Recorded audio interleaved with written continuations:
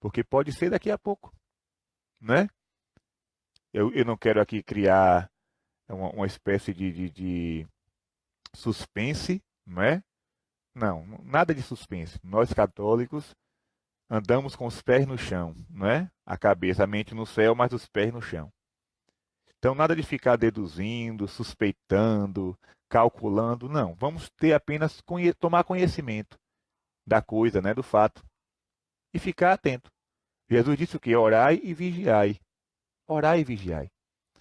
Isso que eu falei foi Nossa Senhora em La Salette, na França.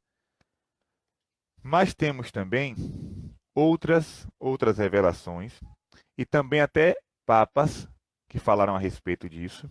Por exemplo, o Papa Paulo VI. Quem foi o Papa Paulo VI? Porque a maioria das pessoas só conhece de João Paulo II para frente, né? Mas está aqui algumas palavras, né, do Papa Paulo VI. Ele diz assim: Paulo VI foi o continuador do Concílio Vaticano II. O Papa João XXIII fez a abertura, deu início. Durante o concílio, o Papa morre, é eleito o Papa Paulo VI e ele dá continuidade, não é? Então vamos ver o que é que o Papa Paulo VI falou a respeito da igreja daquela época. Em 7 de dezembro de 1972, o Papa disse assim: a igreja está passando por uma hora de autodestruição. Parece querer suicidar-se, matar-se a si mesma. Então vamos fazer aqui uma teia de aranha, né? Vamos ligar uma coisa à outra. Nossa Senhora fala que a igreja passaria por uma crise pavorosa. E eu expliquei para vocês o que é uma crise. E agora o Papa está dizendo, Papa Paulo VI, a igreja está passando por uma hora de autodestruição, está querendo suicidar-se. Imagine, quem quer se suicidar está numa crise. Uma pessoa que se mata, por que uma pessoa tira sua própria vida? Porque está vivendo uma crise. Nossa Senhora em La Salette fala que a igreja passará por uma crise.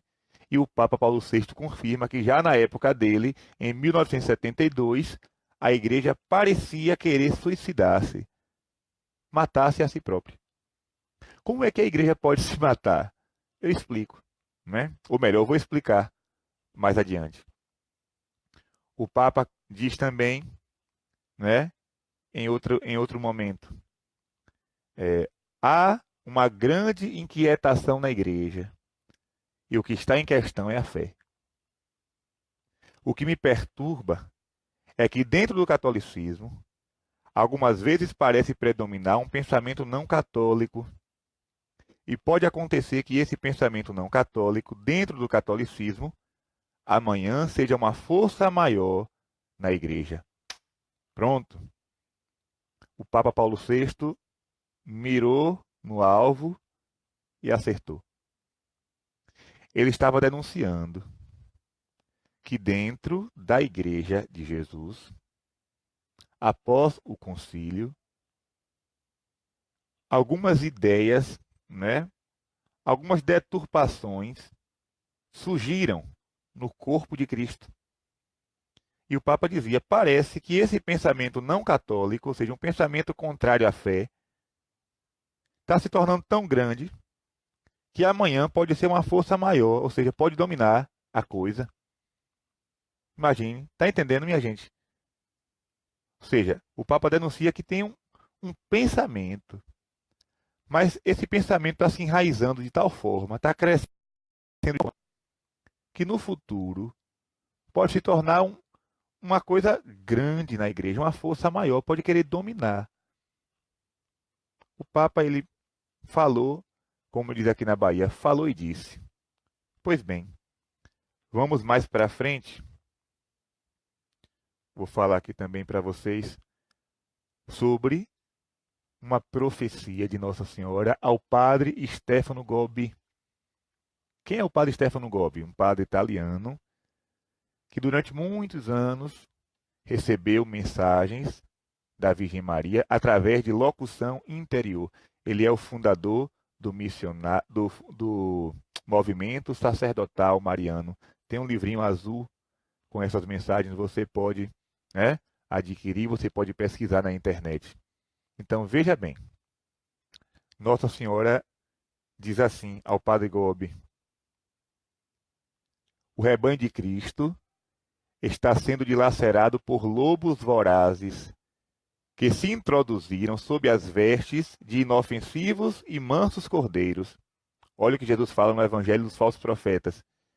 Eles virão até vós, disfarçados de cordeiros, mas por dentro são lobos. Entre esses, há alguns que ocupam lugares de grande responsabilidade, e por meio deles, Satanás conseguiu penetrar e atuar no próprio vértice da igreja. Atenção às palavras de Nossa Senhora ao Padre Gobi. Repito o que eu falei anteriormente. Se você não crê em profecias, se você não crê em aparições, não fiquem preocupados.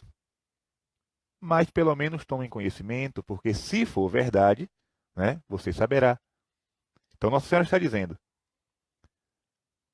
lobos se introduziram no rebanho de Cristo, dentro da igreja. Ocuparam lugares de grande responsabilidade. Quais são os lugares de responsabilidade na igreja? É a pastoral da acolhida? É ser ministro da Eucaristia? É a pastoral do dízimo? É a catequese? Não. Não, não, não, não, não. Os lugares de grande responsabilidade só podem ser ocupados por clérigos. Quem são os clérigos? Os homens consagrados, diáconos, sacerdotes, né, os presbíteros, os bispos, né, os cardeais. Então, esses são os que ocupam lugares de responsabilidade. Então, Nossa Senhora falou, né? Os lobos ocuparam um espaço de responsabilidade e, por meio deles, Satanás conseguiu penetrar na igreja. Então, vamos fazer novamente uma ligação. Por que eu estou desenhando e explicando o desenho? Porque nos tempos da internet, nós temos uma grande dificuldade. O povo lê errado, interpreta errado e divulga erradamente, né? As pessoas não sabem, hoje as pessoas não sabem ler, não sabem fazer uma interpretação de texto, não sabem é, é, o que é uma suposição, o que é uma verdade, não. O povo confunde tudo, né? E sai deturpando tudo, é uma confusão. Às vezes eu boto um texto na internet, no Facebook, vira um inferno. Aí eu tenho que voltar explicando a minha explicação, né? Então por isso que eu tô indo com muita calma para evitar esse problema. Hoje a internet está cheia de gente doida que não sabe interpretar nada. Ouve como quer, interpreta como quer, né? E às vezes entende e finge que não entendeu. Pronto. Nossa Senhora em La Salete. A igreja passará por uma crise pavorosa. A palavra é pavorosa, pavor. Papa Paulo VI, 72. Ele vai falar que existe um pensamento, uma corrente de pensamento na igreja, e essa corrente é tão perigosa que pode se tornar, né, maior no futuro. E aí vem Nossa Senhora em 1998 e diz que Satanás entrou na igreja por meio de pessoas que ocuparam lugares de responsabilidade. Pronto. Olha o passo a passo. Olha o passo a passo. Nossa Senhora avisa, o Papa denuncia, depois Nossa Senhora vem e confirma. Entraram na igreja de